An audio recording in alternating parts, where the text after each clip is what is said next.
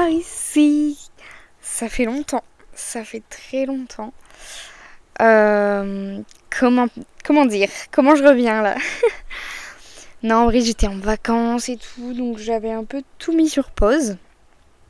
Et là, je reviens, attention. J'ai acheté un micro. Un nouveau micro. Enfin, j'en avais pas, donc forcément, il est nouveau. Mais un micro. Donc j'espère que le son est bien. Normalement, ça devrait être bon. Je suis dehors. Je me suis mis dans ma cour parce qu'il fait super beau. J'avais un peu envie de profiter du soleil. Donc normalement, vous entendez pas trop le vent. J'espère. Il y a un petit peu de vent quand même. Mais du coup, attention, matériel professionnel et tout, je me sens un peu... Ouais, un peu pro quoi. Du coup, je voulais revenir dans cet épisode pour vous parler d'un petit update. Parce que dans un des derniers épisodes que j'avais sorti, je vous parlais de santé mentale, etc. Et que j'allais bientôt aller voir une psy. Il me semble que je n'avais pas encore fait de rendez-vous. Et du coup, là, j'en ai fait plusieurs. Donc, je voulais vous en reparler. Savoir un peu comment ça se trame, comment ça va et tout. Du coup, on va parler santé mentale, psy. Donc, c'est parti. J'ai pas du tout écrit l'épisode. Je vais me laisser porter de ce qui me vient. Donc voilà, je sais pas encore combien de temps il va faire. Bah vous le savez déjà vu qu'il est déjà sorti, si vous l'écoutez. Mais voilà, on va se laisser porter, donc c'est parti. Du coup, j'ai fait mon rendez-vous. En fait, j'en avais déjà fait un il y a... je sais plus combien de temps, mais peut-être l'année dernière, avec une psy juste à côté de chez moi. Et en fait, ça s'était très mal passé. Parce que je pense que je matchais pas avec la personne. Je me sentais un peu jugée, un peu... Ça a pas matché, quoi. Donc, j'y suis allée qu'une seule fois et je n'y suis plus retournée. Puis vu que moi, je suis hypersensible, je pleure très vite, etc. Et du coup, je sais pas, je me sentais pas écoutée. Du coup, j'y suis allée qu'une seule fois et en plus, faut savoir que c'est un budget d'aller voir un ou une psy. Puisque c'est au moins... Enfin, moi, j'ai payé 50 € la séance. Donc, après ça, j'ai vite abandonné. Mais aussi, quand j'étais plus petite, j'allais pas chez... Enfin, c'était pas le mot psy, mais je parlais beaucoup à ma médecin, etc. Donc, c'était un peu des séances de psy. Parce que j'étais en fauteuil roulant quand j'étais petite. Et du coup, je me souviens que j'allais lui parler toute seule et tout, genre comme une grande. Mais ça me faisait du bien. Et de toute façon, j'ai toujours su qu'écrire et parler, ça me faisait beaucoup de bien. Et en fait, j'ai sauté le pas d'aller voir la psy parce qu'il y a des... L'assurance maladie a mis en place des séances remboursées. Donc, forcément, niveau budget, c'est mieux. Parce que même si tout n'est pas une question d'argent, une séance 50 €, si on en fait au moins 2 dans le mois, ça fait 100 € par mois. Tout le monde ne peut pas se permettre. Donc, j'avoue que j'étais là en mode trop bien. En fait, j'avais vu ça, c'était pour les étudiants. Et en fait, j'ai vu qu'il avait... En fait, ça a changé là, je crois que c'était au mois de janvier. Je sais plus. Mais du coup, là, le programme, les remboursements ont évolué. Et c'est passé à 12 séances au lieu de 8 par an. Donc, hyper intéressant. Et en fait, pour les étudiants, donc, en plus, ça aussi, ça a changé. Moi, j'avais été obligée d'aller voir mon médecin pour qu'elle me fasse une ordonnance. Pour dire que j'avais besoin d'aller voir une psy. Et en fait, maintenant, il n'y a plus besoin de ça. Il suffit juste de trouver un ou une psy conventionnée par l'assurance maladie. Et du coup, sur leur site, c'est pas sponsor, même si j'aimerais bien. Parce que parler de santé mentale, c'est important. Mais il suffit d'aller sur amélie.fr. Ça s'appelle Mon Soutien Psy. Donc Mon Soutien Psy ou Mon Soutien Psy étudiant. Et en fait, ils ont une plateforme exprès pour recenser tous les psys conventionnés qui pratiquent du coup le remboursement parce que tous ne le font pas. Et tout ça pour dire que du coup on a des séances remboursées. Donc pour les étudiants, il suffit d'avoir un numéro INE. C'est un numéro de scolarité, il me semble. Et on n'avance rien. Vraiment là, on ne paye pas. Et pour les autres, du coup, toute autre personne, je crois que c'est à partir de 3 ans, il me semble. Mais du coup, mon soutien psy existe aussi, 12 séances par an. Donc, pour les étudiants, c'est année scolaire et pour le reste, c'est année civile. Et là, du coup, on avance les frais et on est remboursé par l'assurance maladie et par notre mutuelle. Voilà. Pour parler un peu démarche et papier. Mais du coup, c'est important parce que sinon, on ne se fait pas rembourser. Mais donc ça, trop bien. Et en fait, ce qu'il faut savoir, c'est que si on est étudiant, on peut cumuler les deux. Donc avoir 24 séances par an, du coup, puisque c'est 12 années civiles et 12 années scolaires. Donc ça, c'est trop bien. Et du coup, je trouve qu'il faut plus en parler parce que c'est génial comme truc mis en place. Donc c'est trop bien. Et c'est grâce à ça que j'ai été voir ma psy. Et du coup, faut en tester plusieurs pour savoir avec qui on match. Et j'avoue que du coup, la première, pas du tout mon style. Elle m'accompagnait pas du tout. J'étais pas écoutée, etc. Après, peut-être que c'est le style des autres, mais elle était un petit peu brute dans ses paroles et tout ça. Et moi, c'est pas mon truc. Je suis très sensible, très émotionnelle. Du coup, ouais, c'était pas mon truc. Et en fait, là, je l'adore, ma psy. J'y suis allée à un moment où ça allait pas ouf, où je me pose beaucoup de questions sur la vie et tout. J'avais fait un podcast qui s'appelle C'est la vie, où je pleure pendant l'épisode. Non mais, parce que j'ai trop de questions en fait en moi et tout, et ça fait du bien d'en parler à quelqu'un d'extérieur de nous, parce que je parle beaucoup à mon copain, à ma mère, etc. Mais en fait, j'ai aussi peur de leur dire certains trucs pour ne pas les blesser, ne pas qu'ils s'inquiètent, etc. Et de toutes mes questions que je me pose. Et en fait, je pense beaucoup, je me pose beaucoup de questions. D'autres ne sont pas comme ça, mais moi je le suis. Et du coup, ça me permet de libérer ça. Et en fait, là, j'en suis à, je sais plus, 6-7 séances. On va dire que les 4 premières séances, on se découvrait.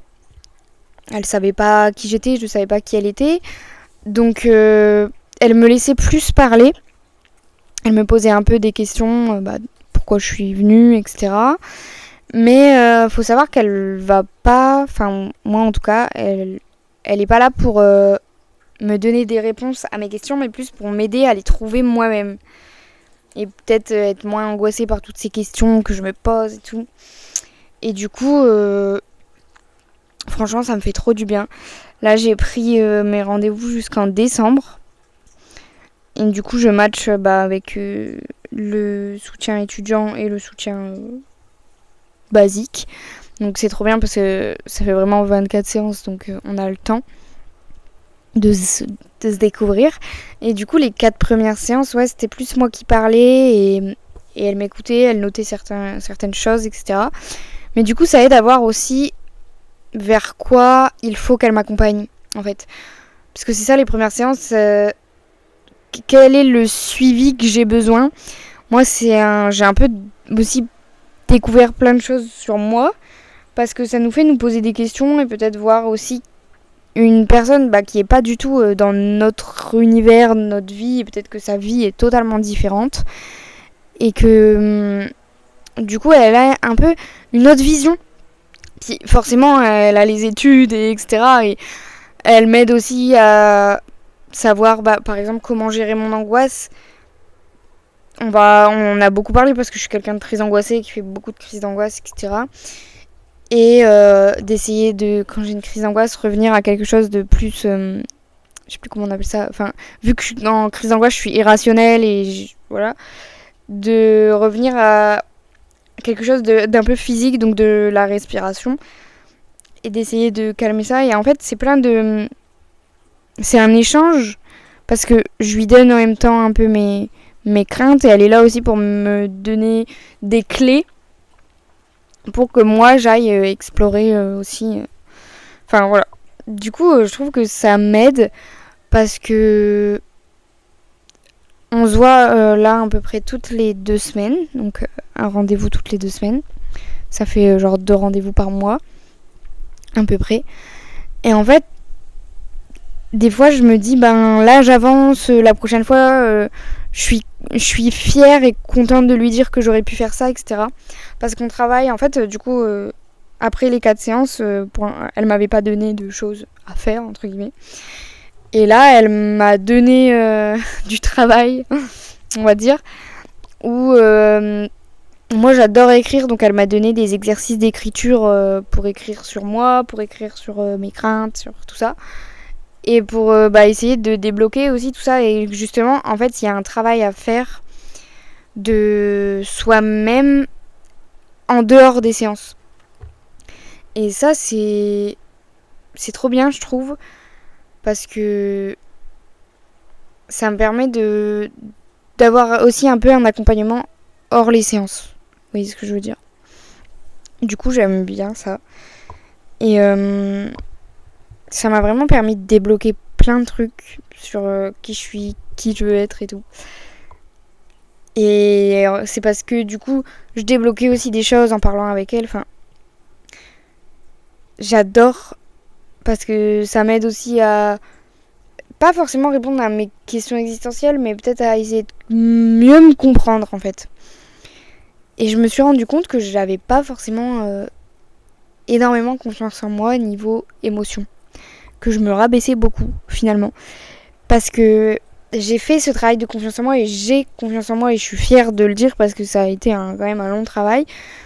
Physiquement, où je me sens bien dans mon corps, où je veux pas avoir honte de lui alors que j'ai souvent été complexée par mes seins, par mon ventre, etc. Et je dis pas que tous les jours c'est...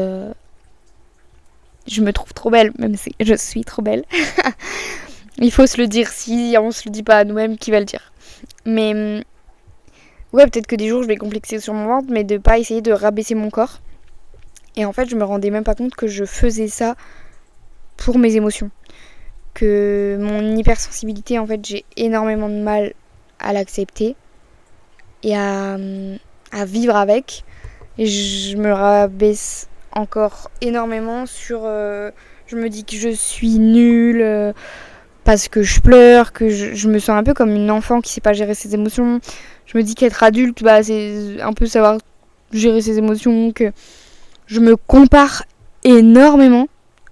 Et je m'en rendais... Enfin, c'est fou parce que je m'en rendais vraiment même pas compte de me dire que je me comparais beaucoup, surtout à mon entourage, de me dire mais eux ils pleurent pas pour ça, machin. Enfin, vraiment de me dire je pleure pour rien, je pleure pour rien, je pleure pour rien. Et d'enfin assumer qui je suis, etc. Enfin, c'est un gros travail et je pense, j'arrive pas encore à ne plus me dire que je suis nulle quand je pleure et tout. Mais justement, j'en parle avec elle et elle m'aide à... Comment ? Elle m'a dit, genre, ça arrivera encore, des moments où je me dis que je suis nulle, etc. M'a essayé de prendre confiance et de me dire que, je suis pas bizarre par rapport aux autres, je suis pas... Et tant mieux si je suis différente aussi, parce qu'on n'est pas tous pareils. Est-ce que j'aimerais vraiment être comme les autres, alors que moi, pleurer, c'est comme ça que j'exprime et tout, enfin...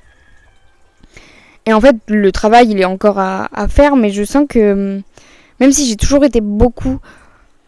comment dire... dans la réflexion, je me posais déjà beaucoup de questions et je sais que j'ai fait aussi beaucoup de choses sur moi. Genre, oula, je me posais beaucoup de questions sur moi et j'ai fait un peu ce travail aussi toute seule avant, surtout après une rupture, etc. Où je me suis posée avec moi-même et je me suis dit, bon, là je suis dépendante affective, etc. Enfin, j'avais déjà tout ce cheminement moi-même, mais d'aller voir une psy, je trouve, c'est le step en plus et qui fait du bien en fait. Et je pense qu'on devrait tous y aller et c'est pour ça que ce soit remboursé, enfin j'ai envie de dire, mais du coup tant mieux que ce soit mis en place parce que il était temps et il faut en profiter du coup parce que c'est vraiment important de prendre soin de sa santé mentale et peut-être se rendre compte de plein de choses sur notre confiance en nous et tout. Donc, du coup c'est votre signe de prendre votre rendez-vous psy. Mais j'avoue que cette année, niveau santé mentale, c'est un peu les montagnes russes. Enfin, j'ai toujours été comme ça parce que je vous dis, je suis hyper sensible. Elle m'a aussi appris que j'étais hyper empathique. Du coup, je me mets énormément et tout le temps à la place des autres, de savoir qu'est-ce qu'ils vont ressentir alors que... Enfin, du coup, je le mets dans mon spectre. Moi, je me dis, ah, cette personne va être triste, etc. Alors que ça se trouve, elle le prend pas comme moi, mais moi, du coup, je l'imagine qu'elle le prend comme moi. Enfin, bref, et du coup, je ressens aussi beaucoup les émotions des autres. Et donc, c'est bien d'être empathique, mais ça me prend énormément d'énergie. Et aussi, voilà, pour savoir identifier tout ça et tout. Enfin, c'est vraiment beaucoup de réflexion et de travail et tout. Mais moi, j'adore. Enfin, je trouve que c'est comme ça qu'on évolue, qu'on grandit et tout. Et ça me permet aussi de peut-être plus m'ouvrir aux autres. Enfin, vu que j'ai moins honte de mes émotions, de parler des choses que j'avais jamais parlé à ma mère ou des choses comme ça, parce que justement j'étais empathique en me disant oui, mais si je lui dis ça, elle va ressentir ça, elle va être triste et je veux pas qu'elle soit triste. Enfin, je suis beaucoup dans le contrôle de tout ça.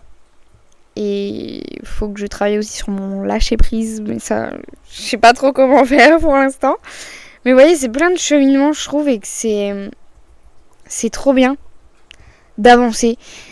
Mais j'avoue que ma santé mentale cette année, pas ouf. Mais du coup, je suis contente de prendre le temps d'essayer de travailler là-dessus et tout. Mais parce que... Qu'est-ce que j'allais dire ? Non, j'ai oublié. Attendez. J'allais dire ma santé mentale pas ouf. Et ouais, en fait, je me suis rendu compte que le changement, quand on évolue, quand on change et tout, c'est pas forcément confortable. Que en fait tu vas pas juste te dire ah j'ai changé, voilà, je suis une meilleure personne et tout va mieux. Non, en fait tu vas passer par des moments où tu vas être super triste ou enfin en fait encore cette phrase, c'est la vie, mais il faut comment dire, faut s'autoriser à vivre ça. Parce que je me rends compte que je suis beaucoup dans la recherche de faut que je sois heureuse, faut que joyeuse, heureuse, le bonheur et voilà. Sauf qu'en fait, tous les jours de ma vie, je peux pas être comme ça. Il y a forcément des moments où je serai triste pour je sais pas quoi et encore plus, en fait, j'apprends à identifier, enfin, pas forcément identifier, mais à laisser aussi mon hypersensibilité s'exprimer parce que moi, c'est comme ça que je suis. Et à pas en avoir honte, mais du coup, à vraiment le comprendre et l'accueillir, genre. Que en fait je voulais tout le temps être heureuse, tout le temps être joyeuse, pour aussi être joyeuse pour les autres et tout. Mais en fait il y a des moments où juste j'ai pas l'énergie, ou juste non ça matche pas, je suis pas, puis avec les hormones aussi des règles et tout, enfin c'est encore plus exacerbé on va dire. Et du coup je refoulais beaucoup tout ça parce que je voulais pas être triste, parce que c'est nul d'être triste. Et en plus souvent, enfin, vu que moi je pleure facilement et je pleure souvent, c'est-à-dire genre dans les transports en commun et tout, j'ai honte.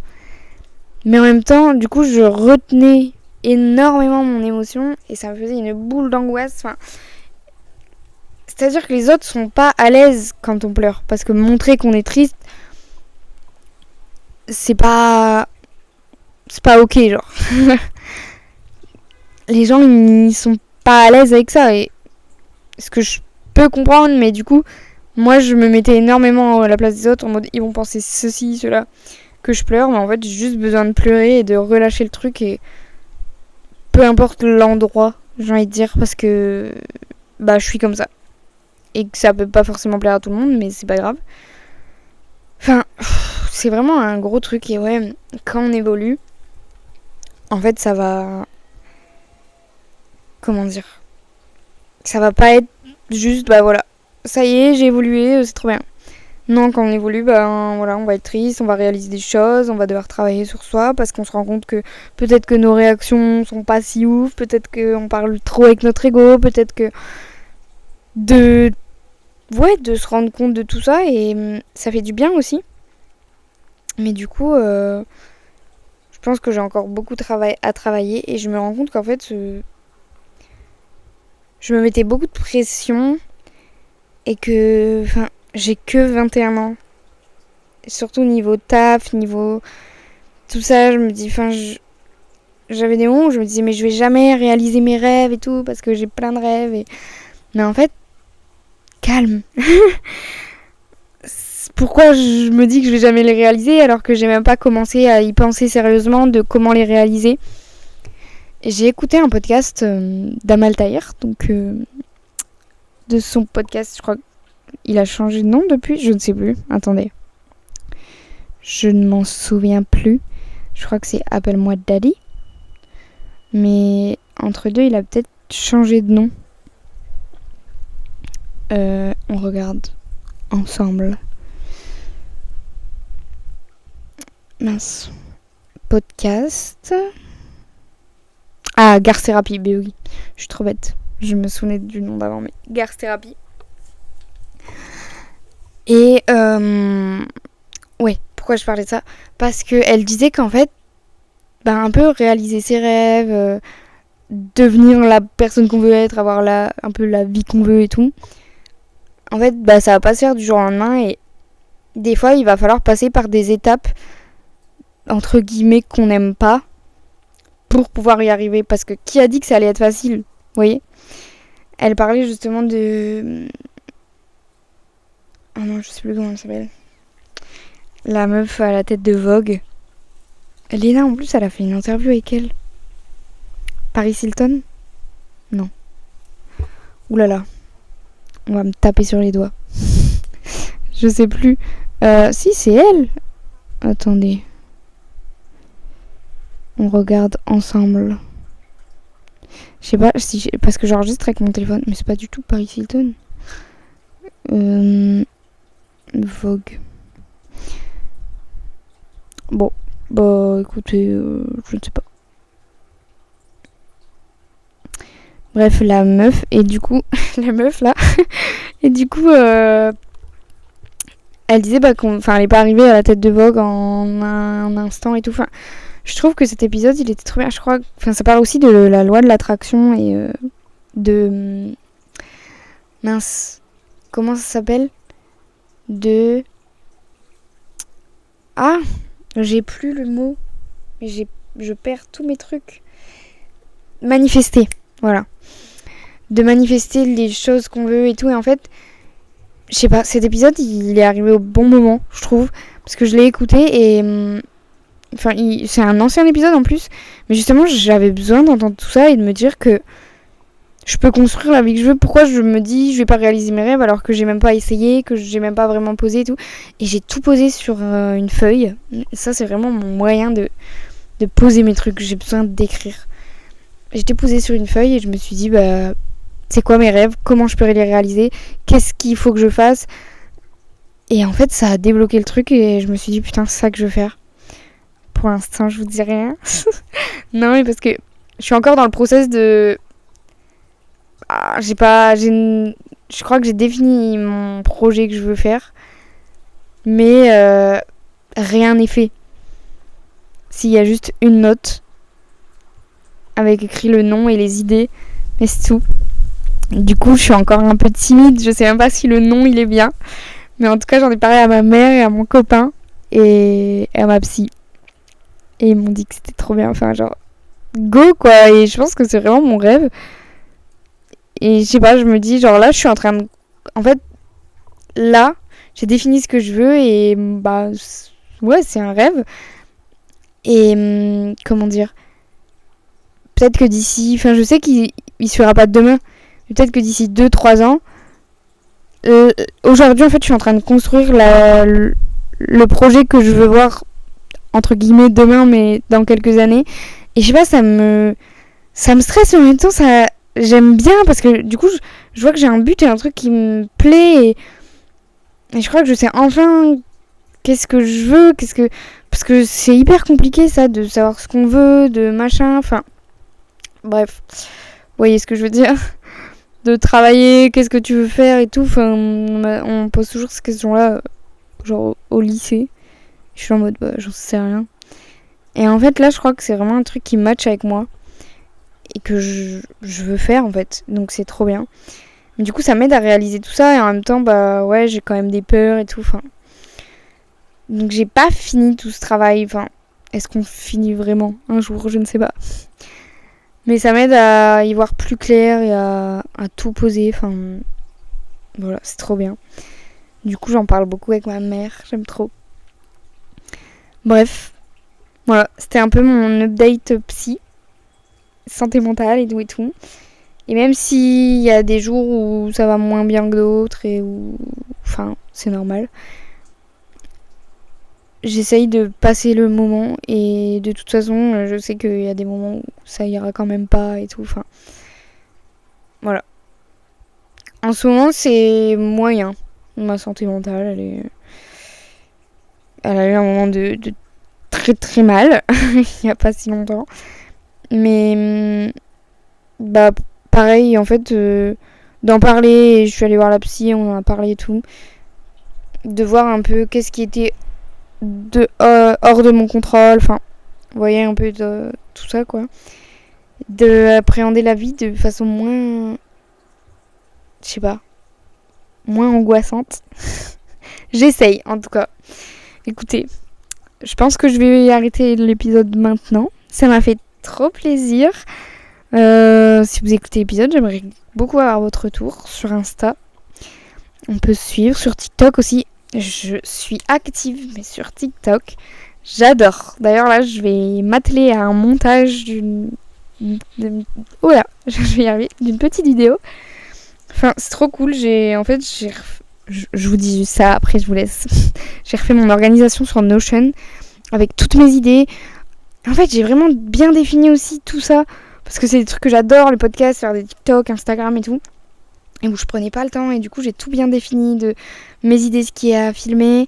Les idées que j'ai déjà filmées, du coup, qui sont à monter. Après, à monter, qui sont à poster. Enfin, j'ai plein de catégories comme ça où je vois vraiment l'avancée de chaque truc. Où avant, c'était juste une note avec des idées et je savais même plus qu'est-ce qui était fait ou pas fait. Et du coup, ça allait pas du tout. Enfin, là, j'ai pris le temps, là, à la rentrée. Même si la rentrée m'a un peu cassée. Parce que le retour des vacances était horrible. J'ai passé des trop bonnes vacances, mais c'est passé beaucoup trop vite. Et du coup, j'étais là en mode, ah, pourquoi on revient de vacances? Vous voyez, du coup, je me suis bien organisée et tout. Et de vraiment prendre le temps pour les trucs que j'aime et qui me tiennent à cœur et qui font peut-être aussi partie de mon projet et tout. Enfin, voilà, c'est beaucoup d'infos. Mais je voulais vous faire un petit retour de tout ça parce que vu que j'avais fait aussi un épisode et tout. Bref, c'est important de parler de santé mentale. Donc voilà. Je vous fais des bisous et prenez soin de votre santé mentale. Bisous!